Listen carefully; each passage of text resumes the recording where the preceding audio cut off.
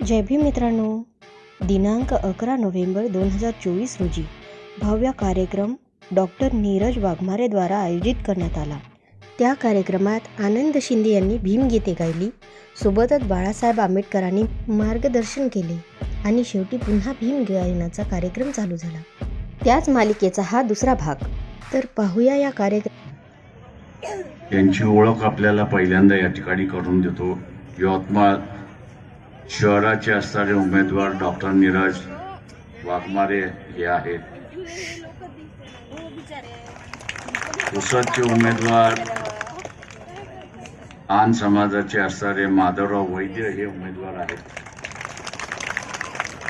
Ralegaon ST मतदारसंघातले उमेदवार किरण कुमारे हे उमेदवार आहेत.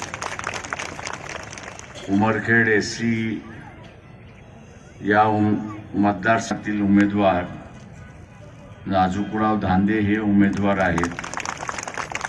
वणीचे असणारे उमेदवार राजेंद्र निमसटकर हे असणारे उमेदवार आहेत. या सगळ्यांची एकच निशाणी आहे, ती म्हणजे गॅस सिलेंडर हे आपण असणारं लक्षात घ्या. मी डॉक्टरच्या परवानगीने या ठिकाणी उपस्थित आहे, पण त्यांनी मला बोलण्याची बंदी घातली. वेळ दिलेला आहे की एवढ्या वेळामध्येच आपण आपलं भाषण संपवलं. मी तेवढ्या मिनिटामध्येच संपवण्याचा प्रयत्न या ठिकाणी करणार आहे आणि त्यानंतर आपल्याला असणारं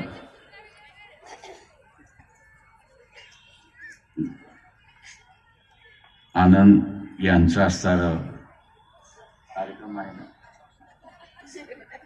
या कार्यक्रमाचा असणारा पूर्णपणे आपल्याला असताना आनंद शिंदे यांच्या कार्यक्रमाचा वापो त्या ठिकाणी आपल्या समोर करणार आहे. आनंद तो असणारा आपल्याला घ्यायचा आहे. त्यांच्या गाण्यामधला असणारा धीर हा जो शब्द आहे, आणि मी ऐकत बसलो होतो,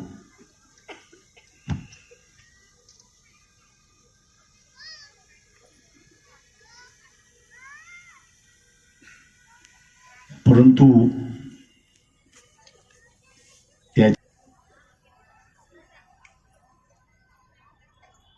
त्या सगळंच काढल्या जाते अशी असणारी परिस्थिती.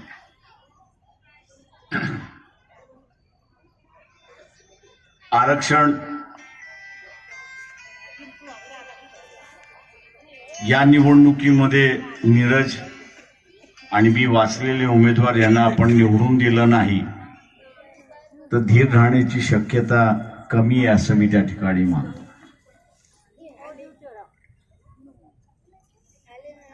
आरक्षण हे एक धीर होतं.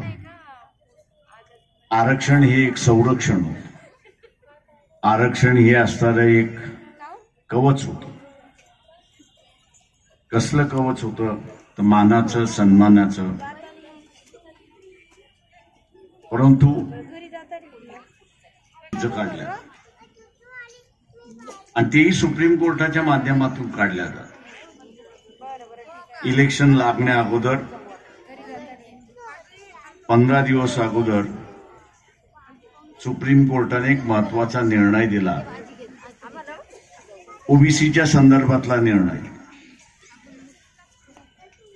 शासनाने असताना म्हटलं की शासनाला आदेश दिले सुप्रीम कोर्टाने की आम्ही जे स्थानिक पातळीवरच्या इलेक्शन थांबवल्या होत्या त्या घ्यायला हरकत नाही,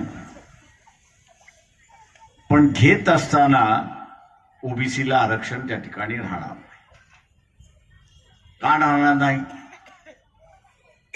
तर ओबीसीची टक्केवारी किती ही आम्हाला माहित नाही. शासनाने आम्हाला दिली नाही. ग्रामपंचायतीमध्ये किती टक्केवारी आहे ती त्याची माहिती दिली नाही. जिल्हा परिषदेमध्ये किती टक्केवारी आहे ती माहिती दिली नाही. पंचायत समितीमध्ये किती टक्केवारी आहे ती दिलेली नाही. नगरपालिकेमध्ये किती टक्केवारी आहे ती दिलेली नाही. महानगरपालिकेमध्ये किती टक्केवारी आहे ती दिलेली नाही. आणि त्याच्यामुळे 27% सरसकट द्या हे कायद्याला अनुसरून नाही आणि म्हणून आम्ही स्थगिती करतो. म्हणजे ओबीसीची टक्केवारी किती ही माहीत नसल्यामुळे ओबीसीचं 27% आरक्षण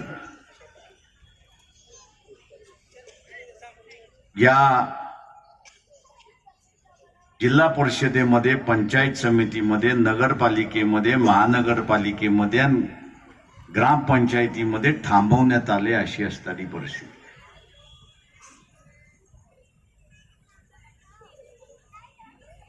एकंदरीत आपण असं पाहिलं तर या लोकल बॉडीजच्या ज्या इलेक्शन आहेत त्या लोकल बॉडीच्या इलेक्शन मधनं ओबीसीना आरक्षणातून वर्ज करण्यात आलेलं आहे, थांबवण्यात आलेलं आहे. यापुढे आरक्षण मिळणार नाही अशी असणारी परिस्थिती. का मिळणार नाही तर टक्केवारी माहीत नाही म्हणून. त्याच्यानंतर लगेच एक दुसरा निर्णय. तो निर्णय कुठला आला ते एससी एसटीच्या संदर्भातला निर्णय. आता ह्या एससी एसटीच्या संदर्भातला निर्णय काय आहे तर वर्गीकरणाचा निर्णय आहे. आणि वर्गीकरणाबरोबरच त्यांनी असं म्हटलं की क्रीमी लेअरचा निर्णय. की वर्गीकरणाबरोबर क्रीमी लेअर आणि या क्रीमी लेअरची व्याख्या सुद्धा त्या जजमेंटमध्ये देण्यात आली. त्या जजमेंटमध्ये असं म्हटलं की क्रीमी लेअर कोण, कुटुंब म्हणून जे आहे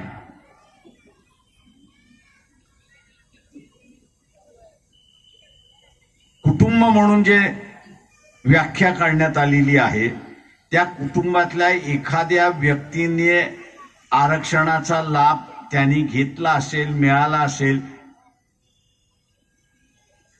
आणि तो त्या आरक्षणाचा लाभार्थी झाला असेल तर ते कुटुंब क्रीमी लेअर झालं. या क्रीमी लेअरला यापुढे आरक्षण मिळणार नाही असाही त्या निकालात म्हटलेलं आहे.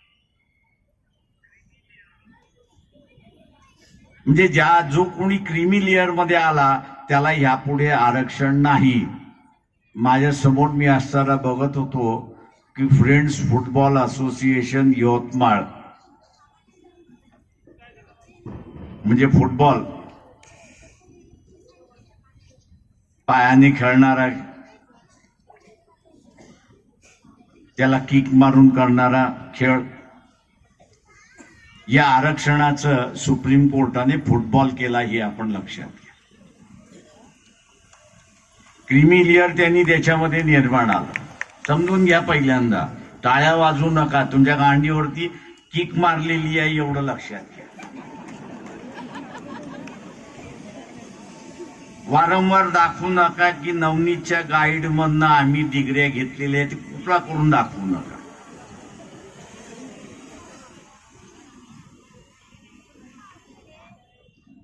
की क्रीमी लेअर त्यांनी असताना केलं. मातंग समाज सुद्धा असताना पहिल्यांदा फार मोठ्या प्रमाणात या निर्णयाचं स्वागत केलं. मी म्हटलं हे 10,000 रुपये घ्या, पेढे वाटा आणि त्याच्यानंतर माझ्याकडे या. ते म्हटलं कोणाला आम्ही पेढे वाटू. म्हटलं तुमच्यामधले जे शिकलेले आहेत, सवरलेले आहेत, अधिकारी झालेले आहेत, डॉक्टर झालेले आहेत, इंजिनियर झालेले, त्यांच्याकडे पहिल्यांदा जा आणि पेढे वाटा. एखाद्या मातंग समाजाच्या असणाऱ्या डॉक्टरांनी मला फोन करून विचारला होता, प्रकाशराव या निर्णयाचं काय करायचं, तर म्हटलं जाळला पाहिजे. ते म्हटले का, तर म्हटलं या जजमेंट मधलं अमुक अमुक प्यारा आहे, तो वाचताना वाचा, नंतर मला फोन करा. याच्यातल्या काही जणांनी वाचलं आणि मला फोन केला आणि ते म्हटले, प्रकाशराव हे निर्णय तर आपल्या विरोधातला आहे. कारण का क्रीमी लेअर आपल्यालाच ठरवण्यात आलेला आहे.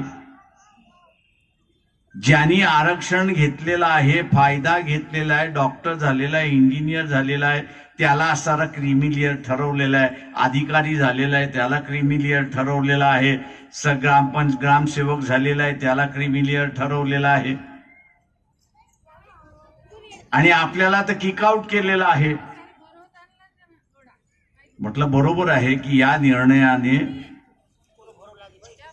क्रीमी लेअरची व्याख्या करत असताना ज्यांनी कोणी एकदा फायदा घेतलाय त्याला यापुढे आरक्षणाचा फायदा मिळणार नाही असं केलंय. आणि या निर्णयाचं स्वागत करणारं कोण आहे तर काँग्रेस आहे आणि भारतीय जनता पक्ष. कर्नाटकच्या मुख्यमंत्र्यांनी सांगितलं, तेलंगणाच्या मुख्यमंत्र्यांनी सांगितलं की हा निर्णय आम्ही आमच्या इथे लागू. महाराष्ट्रामध्ये जाण्या अगोदर हे सरकार इलेक्शनला जाण्या अगोदर पटनाच्या एका हायकोर्टाचं रिटायर्ड जजचं कमिशन निर्माण केलं आणि सांगितलं की तुम्ही हा निर्णय आम्ही कसा अंमल करावा त्याचं फक्त मार्गदर्शन. मित्रो, विद्वान आपल्याकडे फार आहेत, परंतु समजदार विद्वान फार कमी आहेत अशीच असणारा प्रश्न आहे. या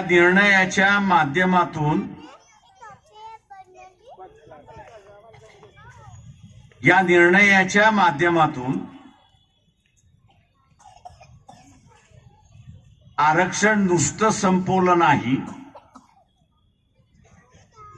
तर इथला ओबीसी मधला आणि एससी एसटी मधला आरक्षित वर्ग जो आहे या आरक्षणामुळे त्याला असणारा जो मान सन्मान प्रतिष्ठा मिळत होती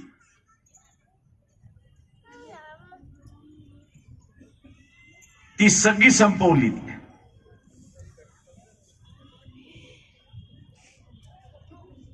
आम्हाला अनेक जण विचारतात तुम्ही या आघाड्यांमध्ये बसत का नाही. ते आघाड्यांमध्ये बसताना आमची असणारी एक कंडिशन असते की हा निर्णय विरोधात आहे, एससी एसटीच्या विरोधात आहे, ओबीसीच्या विरोधात आहे, त्याला आपण असणारा विरोध केला पाहिजे. वंचितला घेणं म्हणजे त्यांचा अजेंडा घेणं. वंचितचा अजेंडा घेतला तर मग विरोध करता येत नाही.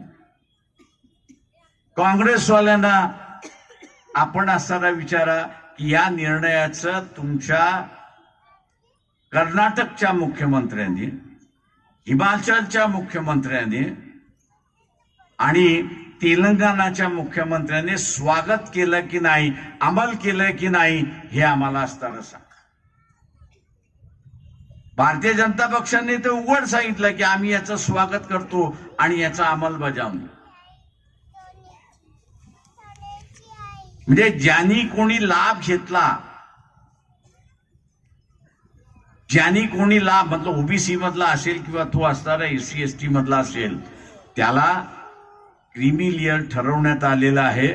आणि क्रीमी लेअर ठरवून तुम्हाला यापुढे आरक्षण मिळणार नाही हे जजमेंट त्या ठिकाणी देण्यात आले.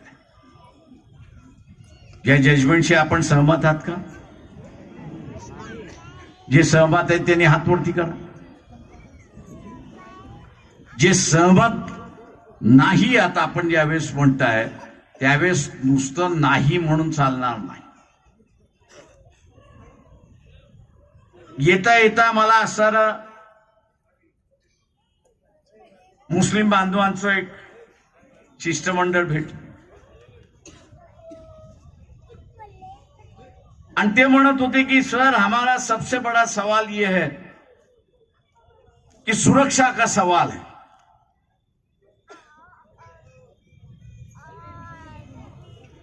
सुरक्षा का सवाल है म्हणून त्या ठिकाणी म्हणून त्यांचा इश्यू बरोबर आहे, सुरक्षा हा सगळ्यात महत्वाचा त्यांचा प्रश्न आहे. त्याच्यावरती ते जागरूक आहे की सुरक्षा कोण देऊ शकतो. मी त्यांना म्हणालो की वंचित आघाडी बरोबर तुम्ही जुळलात तर तुम्हाला सुरक्षा मिळाली म्हणून समजा. ते म्हटले कैसे. म्हटलं औरंगाबाद मध्ये आम्ही ज्यावेळेस बसलो होतो त्यावेळेस असताना मुस्लिम समूहाने फार मोठ्या प्रमाणात औरंगजेबचा असताना स्टेटस ठेवलं होतं. औरंगजेबचं स्टेटस ठेवलं होतं. केसेस चालल्या होत्या, मारामाऱ्या चालल्या होत्या, दंगली होणार म्हणून अशी परिस्थिती. हिंदू मुसलमानाच्या दंगली शहरामध्ये होणार अशी असणारी परिस्थिती होती.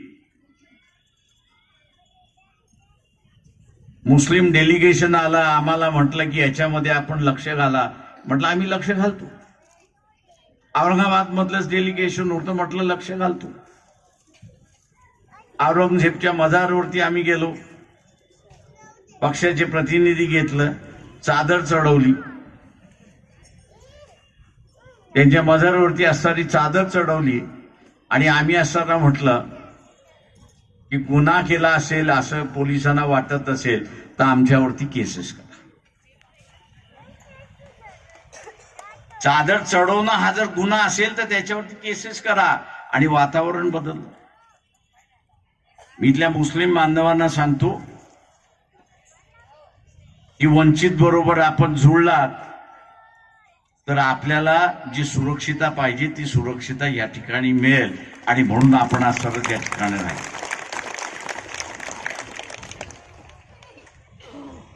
पण ती सुरक्षितता द्यायची असेल तर आपल्याला आमदार होणं गरजेचं आहे.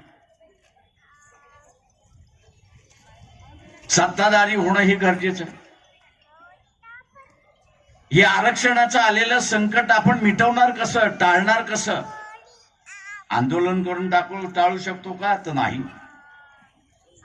सेमिनार घेऊन करू शकतो तर नाही. सुप्रीम कोर्टाविरोधात बोंबलायचं म्हटलं तर ते म्हणतील बोंबलत बसा, आम्ही जजमेंट देऊन मोकळं झालेलो आहोत. त्याचा अंमलबजावणी सरकारला केलं पाहिजे. आणि अनेक सरकारने तिथल्या असणाऱ्या कमिट्या केल्या. हे जजमेंट उलथवायचं असेल तर एक लक्षात घ्या,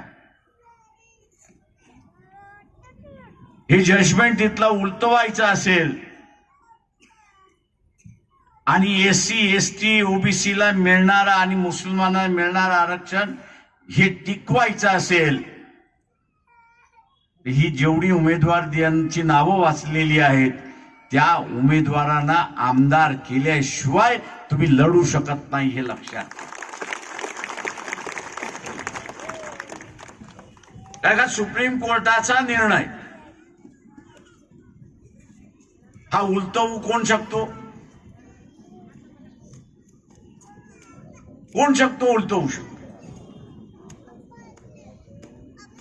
कोणाला अधिकार आहे.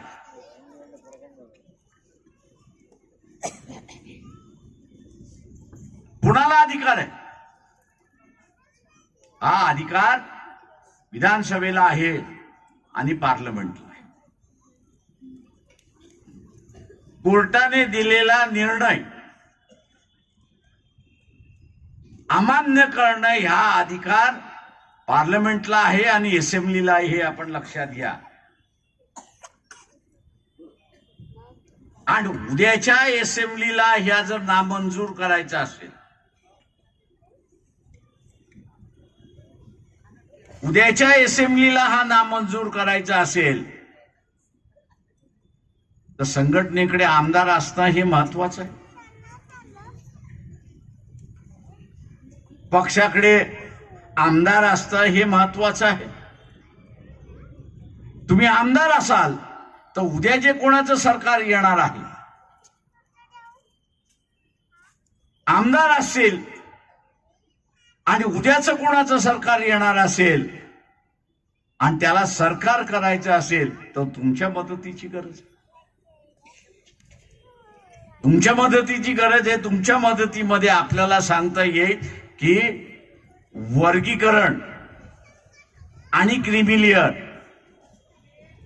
हे धोरणात्मक निर्णय आहे का, आणि हा जर धोरणात्मक निर्णय असेल तर हा धोरणात्मक निर्णय कोर्ट करू शकतं की पार्लमेंट करू शकतं, कोर्ट करू शकतं की असेंब्ली करू शकतं. हा प्रश्न आपल्याला त्या ठिकाणी उपस्थित करता येतो. पण कधी उपस्थित करता येतो, आपल्याकडे आमदार असतील त्यावेळेस लक्षात घ्या.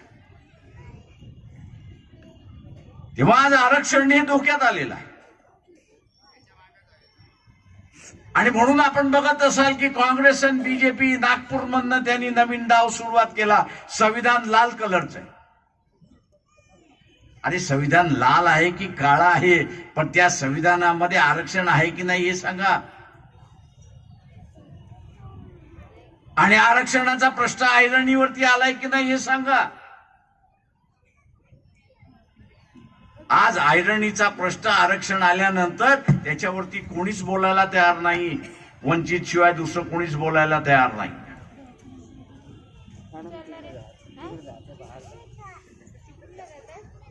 का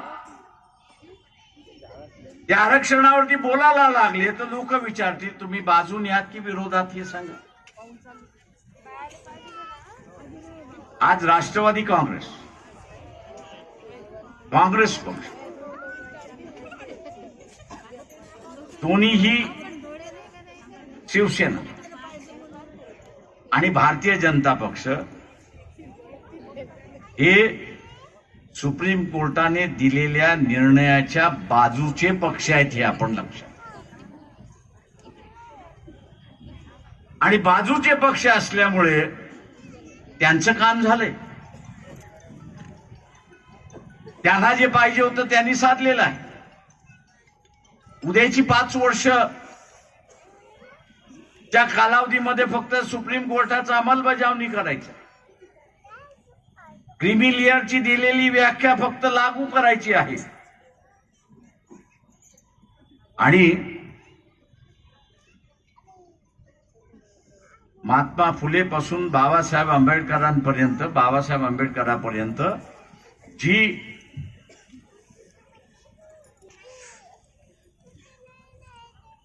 एक मानाने सन्मानाने या देशामध्ये डोलवत होती, तिला असणारं तिला संपवण्याची संधी सुप्रीम कोर्टाच्या जजमेंटने दिली. कोर्टाला बिलकुल अधिकार नाही. आपण सगळे मार्ग आखून टाकले, पण तू कोर्ट ऐकायला तयार नाही. आम्ही निर्णय दिला. अरे तुम्ही कोण गाढवात की काय? इथे आधी वाट बघतोय की मला असणारा त्यांना गाढवा म्हटल्याबद्दल असणारा त्यांनी कंटेम्प्ट नोटीस काढावं, पण काढणार नाही. याचं कारण आहे की त्यांना जे पाहिजे होतं ते झालं, राजकीय पक्षांना पाहिजे होतं ते झालं. आता असणारं वाचवणं हे आपल्या हातामध्ये आहे हे लक्षात. आणि म्हणून ही निवडणूक आरक्षण वादाच्या दृष्टिकोनातून अत्यंत महत्वाचं आहे. याच यवतमाळ मतदारसंघामध्ये एससी आणि एसटीचा आरक्षण मतदार हा जर पाहिला, म्हणजे मी फक्त शहराचं उदाहरण देतो, उरलेल्या याच्या मतदारसंघामध्ये सुद्धा तेवढीच संख्या, लाखभर मतदान आहे. या लाखभर मतदानाने वंचित बहुजन आघाडीच्या उमेदवाराच्या बाजूने मतदान टाकलं. जिंकणार की हारणार? जिंकणार की हारणार? तेव्हा यवतमाळ मतदारसंघ, पुसद मतदारसंघ, राळेगाव मतदारसंघ, वणी मतदारसंघ, उमरेड मतदारसंघ आणि त्याच्याच बरोबर असणारा दारव्हा मतदारसंघामध्ये आपण गॅस सिलेंडरच्या बाजूने मतदान दिलं तर विजय आपला आहे हे लक्षात घ्या. बाबासाहेब नेहमी म्हणत होते की सत्तेची गुरुकिल्ली ही आपल्या हातात असली पाहिजे. आज ती वेळ आलेली आहे की सत्तेची गुरुकिल्ली ही आपल्या हातात घेऊन आपलं आरक्षण, ओबीसीचं आरक्षण, एससीचं आरक्षण, एसटीचं आरक्षण वाचवणं ही आज काळाची गरज आहे. आणि ती कामकाज आपण कराल ही अपेक्षा मी आपल्या सगळ्यांकडून बाळगतो. नाही तर सुप्रीम कोर्टाने आपल्या गांडीवरती लाद दिली. उद्या इथल्या समूहाला ती संधी देऊ नका हे आवाहन करतो आणि आपली रजा घेतो. जय भीम, जय भारत, नमस्कार.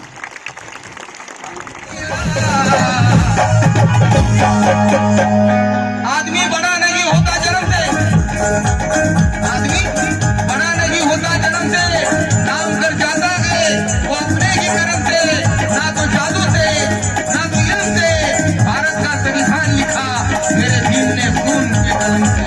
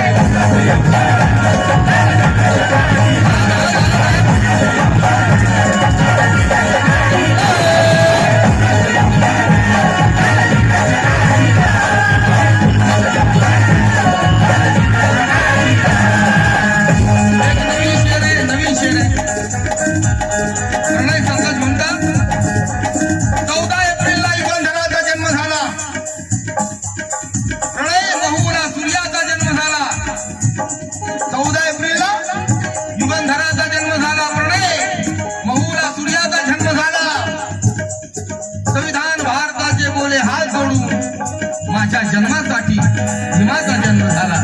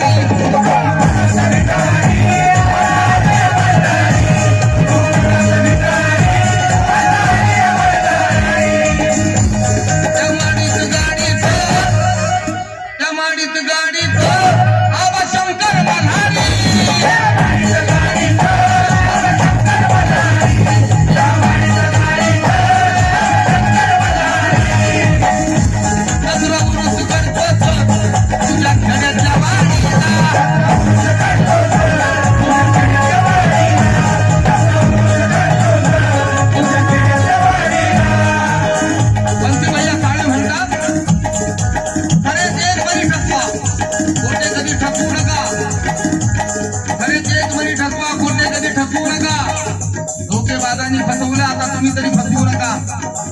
शाण्याला शब्दाचा मार असतो म्हणून सांगतो. 33 कोटीच्या लाईनीत बुद्ध भीमाला घुसवू नका. बुद्ध भीमाला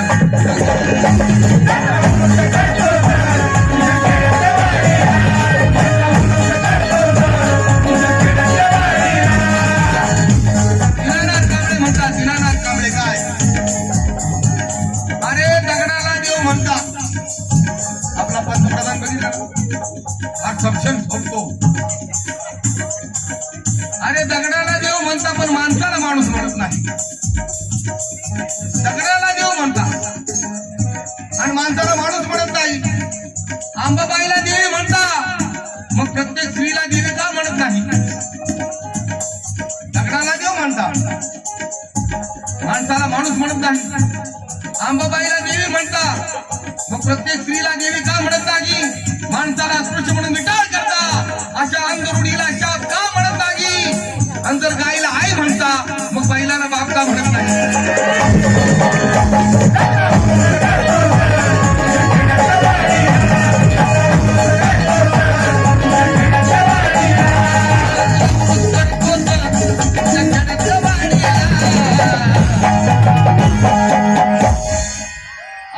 कुणाचं योगदान सांगा कुणाचं योगदान 23 करोड वेळा ऐकलं तुम्ही गाणे आहे कुणाचं योगदान लाल दिव्याच्या अरे गाडी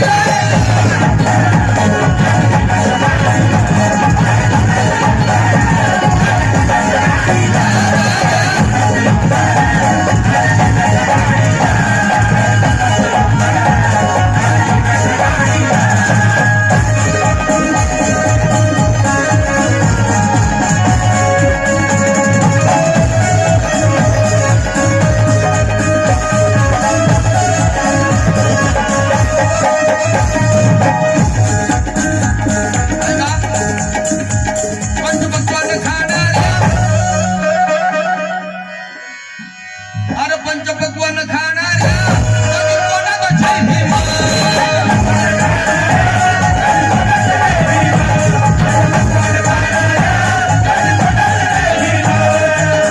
ये भीम का खजाना है कानून का नहीं प्रताप सिंह होते मतलब ये भीम का खजाना है कानून का नहीं भीमराव का जो तीर है अर्जुन का नहीं सावन का मदार है फागुन का नहीं और जो जय भीम ना करे वो अपने खून का नहीं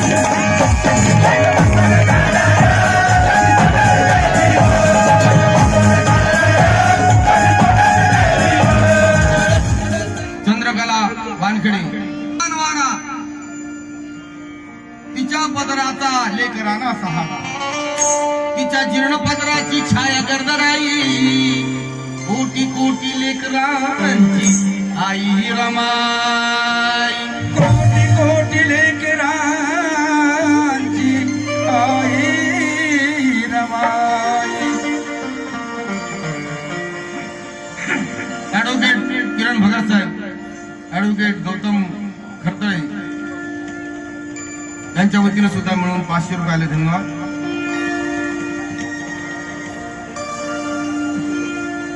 मुके दुःख तिचे ना कधी बोलले मुके दुःख तिचे ना कधी बोलले दिखाव्यासाठी हाती कधी बोलले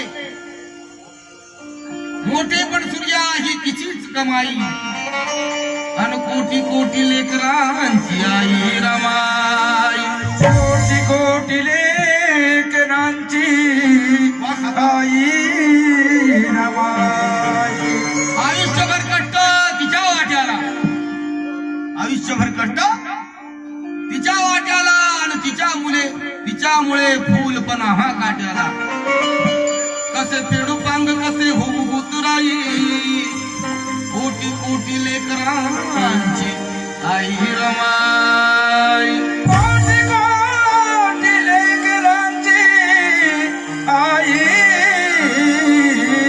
रमाई एक शेर आहे नवीन शेर आहे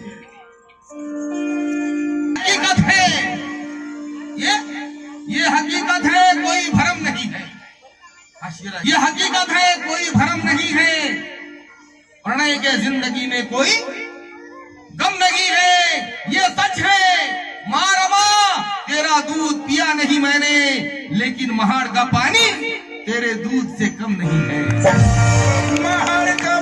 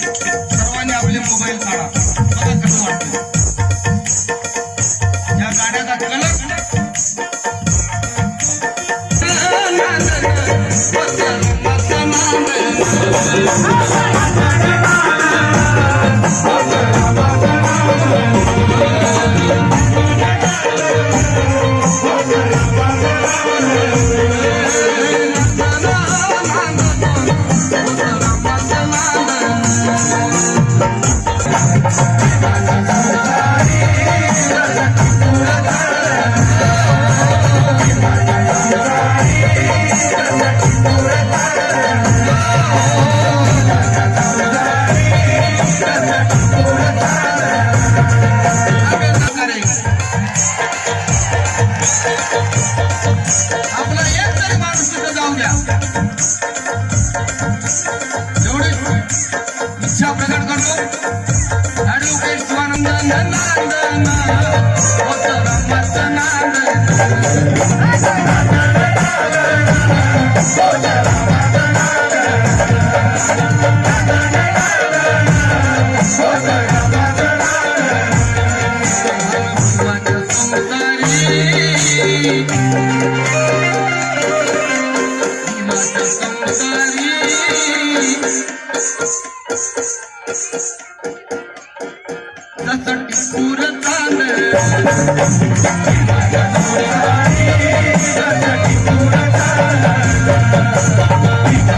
Thank you.